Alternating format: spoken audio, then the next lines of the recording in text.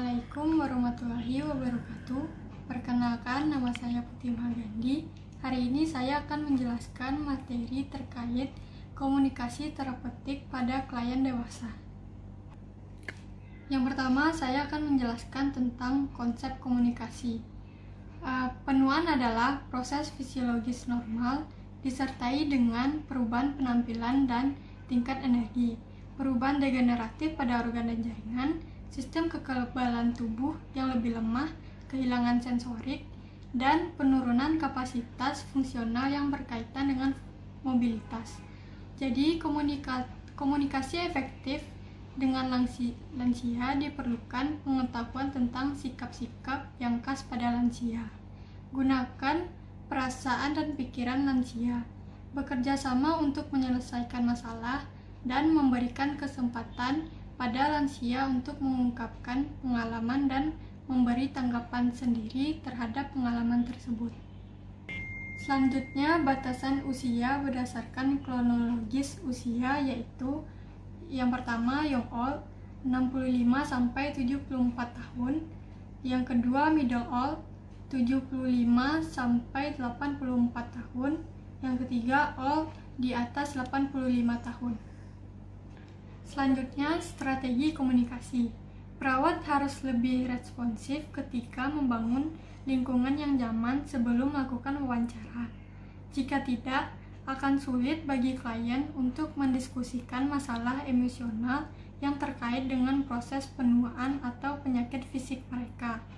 Contohnya seperti meminta klien untuk berbagi sesuatu tentang diri mereka dan riwayat hidup mereka, dan mengaitkan kisah hidup mereka dan mengeksplorasi pilihan yang relevan dengan situasi kesehatan mereka saat ini, sehingga klien dapat mengingat dan melihat situasi mereka saat ini dari perspektif yang lebih luas.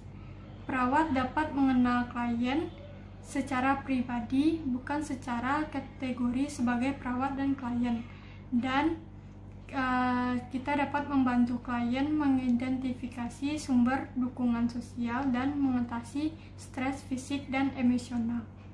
Selanjutnya, komunikasi terapeutik dengan masalah fisik. Yang pertama, klien dengan gangguan pendengaran.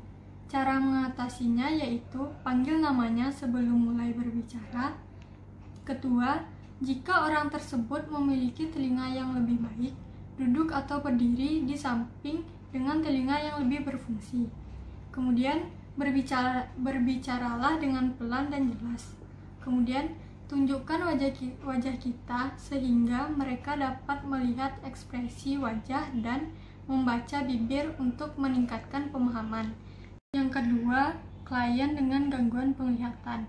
Cara mengatasinya yaitu, jika klien memakai kacamata, pastikan bersih dan berada pada posisi yang tepat. Berdiri di depan klien, jelaskan secara lisan semua informasi tertulis. Berikan pencahayaan yang terang. Saat menggunakan bahan tertulis, pertimbangkan font dan ukuran agar mudah dibaca. Selanjutnya, dukungan dalam hubungan antara perawat dan klien. Dukungannya ada 5, yaitu dukungan komunikasi psikososial, dukungan sosial dan spiritual, dukungan lingkungan, dukungan keamanan, dan dukungan advokasi. Selanjutnya, promosi kesehatan. Menurut Modi pada tahun 2010 menyatakan bahwa pendidikan kesehatan bagi manula sangat penting bila mereka ingin mengisi kegiatan di hari tua dan menjaga kesehatannya. Komunikasi yang dapat kita lakukan yaitu sederhanakan rangsangan lingkungan sebelum mulai berkomunikasi. Tatap langsung klien saat berbicara. Panggil klien dengan nama panggilan. Cobalah untuk mengidentifikasi emosi di balik kata-kata klien terhadap perilaku. Identifikasi dan minimalkan apapun yang ada di lingkungan yang menimbulkan kecemasan bagi klien.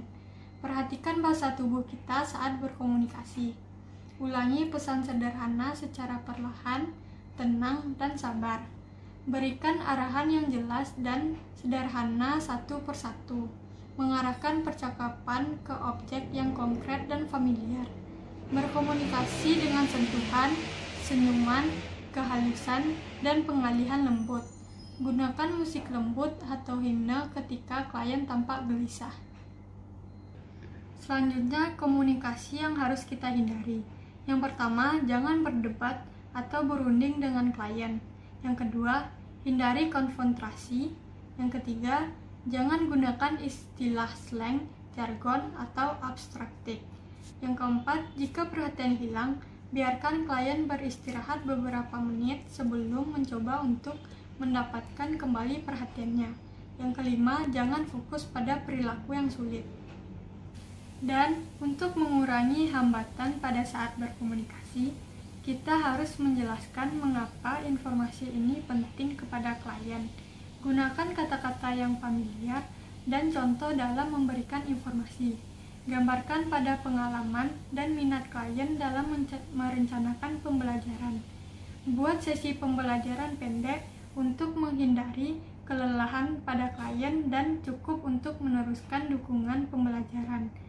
Yang terakhir, bicara perlahan, alami, dan jelas. Baiklah, sekian presentasi dari saya. Assalamualaikum warahmatullahi wabarakatuh.